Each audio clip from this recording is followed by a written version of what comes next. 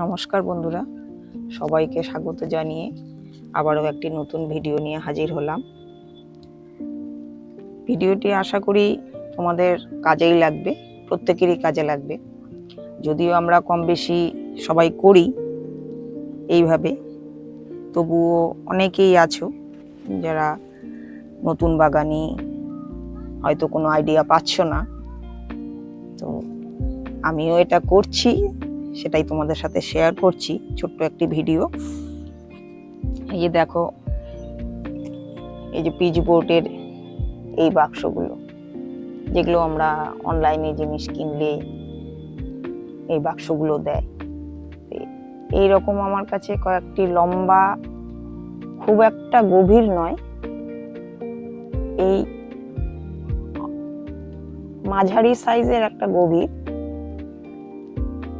এক বিদ্যাও হবে না।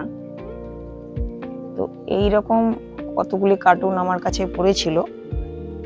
এই বক্সগুলোতে আমি কি করব অনেকদিন রেখে দিয়েছিলাম।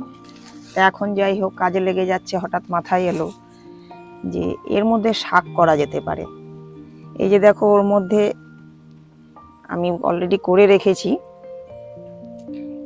একটা যে কোনো প্লাস্টিক, এই যে দেখতে পাচ্ছ এই ক্যারি ব্যাগগুলোর প্লাস্টিক, এটা একটা পেতে দিয়ে এর মধ্যে আমি বেশিরভাগটাই কাঠের গুঁড়ো, এই যে দেখে বুঝতেই পারছো মাটির প্রচণ্ড আমাদের অভাব হয় যারা আমরা ছাদে বাগান করি।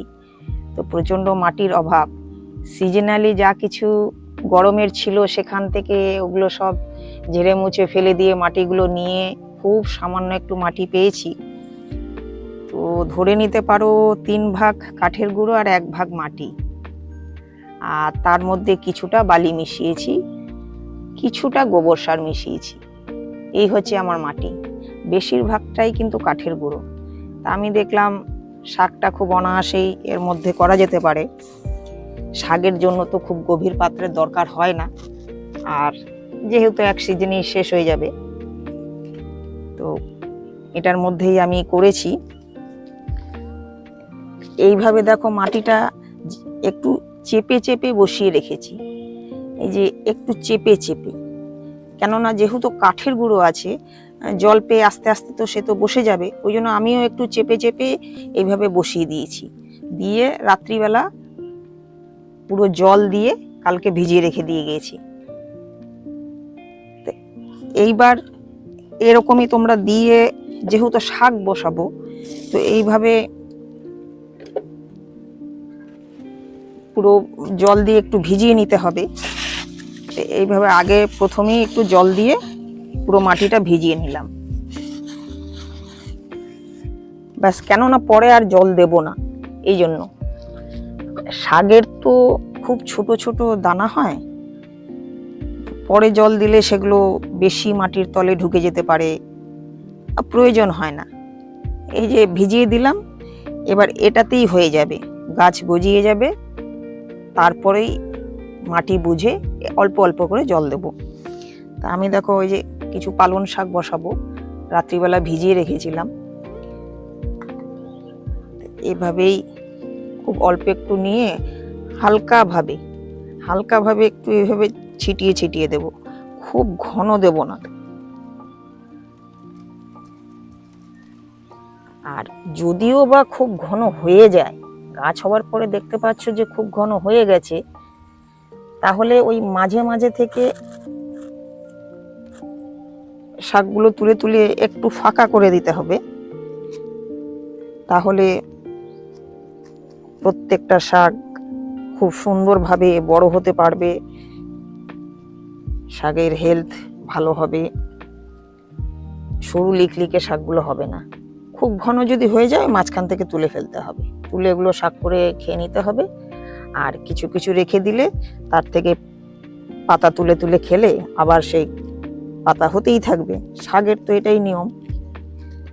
তো যারা নতুন করছো গাছ, তারা কিন্তু যে কোনো বাড়িতে এই রকম বক্স তো আমাদের কম বেশি থাকেই।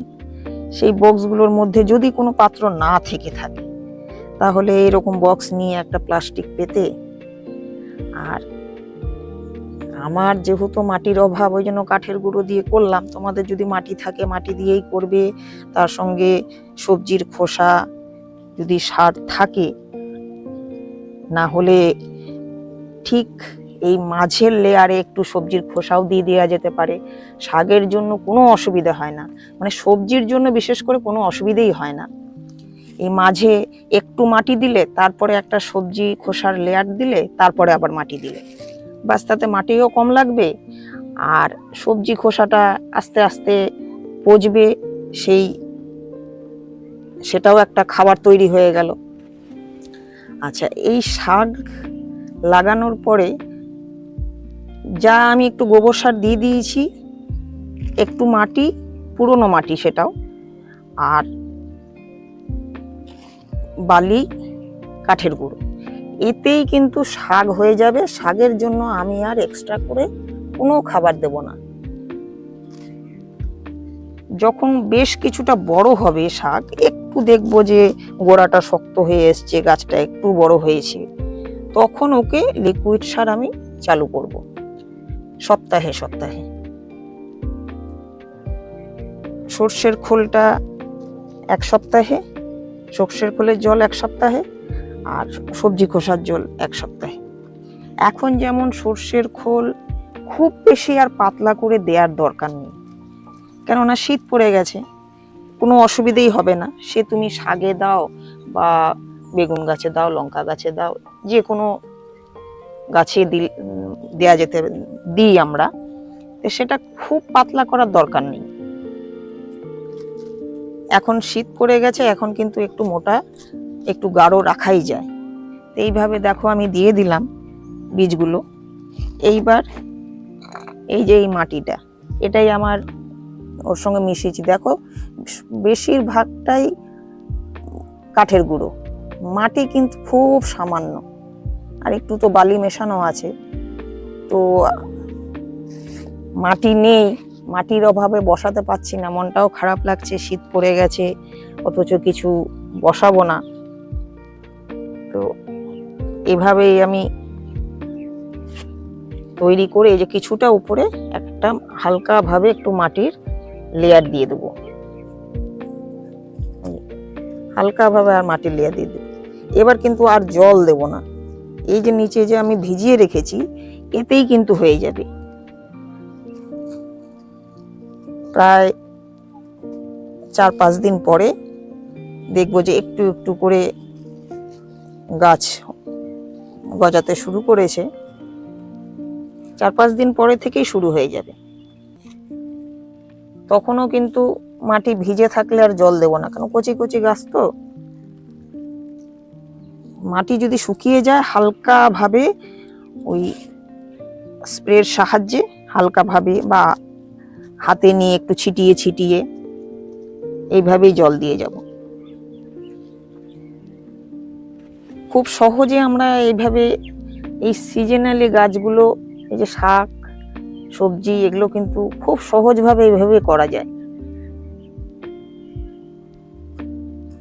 যারা করছি আমরা তারা তো জানি। আর করতে করতে আরেকটা ব্যাপার কি, যে করতে করতেই কিন্তু অনেক অভিজ্ঞতা হয়ে যায়, মানে বোঝা যায়, এবং সেটা হাতের কাছে যা হোক, যা কিছু একটা পেলাম সেটা দিয়েই কিন্তু অ্যাডজাস্ট হয়ে যায়। এই যে এইভাবে কিছুটা দিয়ে দিলাম, তারপরে এই যে বস্তা টস্তা বা প্লাস্টিক কিছু একটা দিয়ে একটু ঢেকে দেব, কেন ছায়া জায়গায় একটু রাখতে হবে, খোলা রেখে দিলে যে রোদ পড়বে। এইভাবে আমি যেমন হাতের কাছে বস্তা ছিল, এই বস্তা দিয়ে একটু ঢেকে দিচ্ছি, যতদিন না বেরোচ্ছে 4-5 দিন এইভাবে একটু ঢাকা থাকবে। এইভাবে একটু ঢাকা থাকলো, বাস। এরপরে 4-5 দিন পরে যেই গাছ গজিয়ে যাবে, তারপরে জলের ব্যাপারটা আসছে। আর তারপরে তো গাছ কিছুটা বড় হওয়ার পর ওই লিকুইড দিয়েই শাক হয়ে যাবে। আর এই সময় যেহেতু একটা পোকামাকড়ের খুব উপদ্রব হয়, আর শাক খাবো, এতে মানে কীটনাশক দেওয়াটাও তো অসুবিধাজনক, কেন এই শাক তো আমরা খাবো। তার জন্য মাঝে মাঝে না বিকেলবেলা করে গাছগুলো একটু ভিজিয়ে দেবে, তাহলে চট করে পোকামাকড় লাগবে না বা কিছুটা হলেও রক্ষা করা যায়।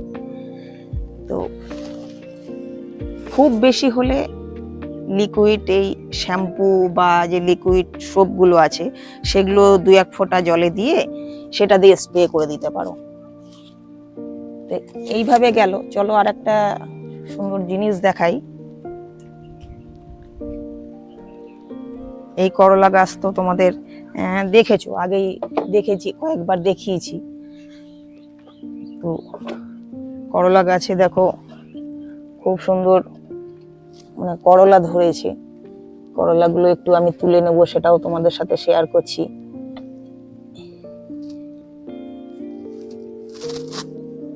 এইখানে দেখো কত বড় বড় করলা ধরে আছে, যদিও আমার চোখে পড়েনি, এখন জল দিতে এসে চোখে পড়লো, তো বললাম তোমাদের সাথে একটু শেয়ার করে নিই। এই যে দেখো, এই দেখো করলাটা পোকা খেয়েছে। এই সময়ে পোকার খুব উপদ্রব, কেন কচি কচি পাতা, প্রত্যেকটা গাছে প্রায় প্রত্যেকটা গাছেই কচি কচি পাতা, আর এই সিজনে এই ছোট ছোট পোকাগুলো কচি পাতা থেকে ফল ফুল সমস্ত কিছু কেটে খায়। তো এগুলো হয় কীটনাশক তোমাকে দিতে হবে, আর না হলে ওই সাবান হোক শ্যাম্পু হোক ওই জলে গুলে একটু বিকেল বেলা করে কিন্তু প্রত্যেকদিন একটু ভিজিয়ে দিতে হবে। এটা আমি মাঝে মাঝেই করছি, মানে মাঝে মাঝে বলবো কি এই সময়টা প্রত্যেকদিন করছি, কিন্তু অনেকটাই রক্ষা করা যাচ্ছে। কীটনাশক তো সব সময় দেয়া যায় না। এই দেখো এরকম ছোট ছোট করলা অনেকগুলো আছে। এই যে দেখো এই গাছটা বেশ ভালোই করলা দিচ্ছে। আমি কিন্তু ওইভাবেই লিকুইড চালিয়ে যাচ্ছি, আর সর্ষের খোল এখন আর অত পাতলা করে দিচ্ছি না, একটু গাঢ়ভাবে এখন দিচ্ছি। আর সবজির খোসার যে জল, এই যে দেখো এখানেও এই যে করলা ধরেছে, এরকম অনেক বেশ ধরছে। তো এইভাবেই খুব সুন্দর কিন্তু গাছ করা যায় এবং ফলন পাওয়া যায়। এইখানে ভেতরে দেখো বেশ কটা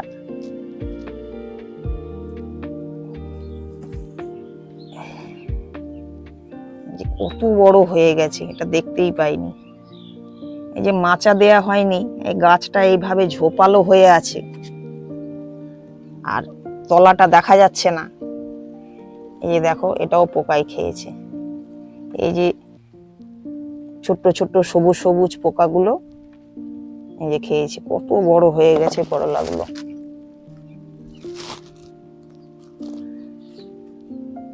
এই গাছটা থেকে ভালোই দেখো খুব সুন্দর করলা পাওয়া যাচ্ছে।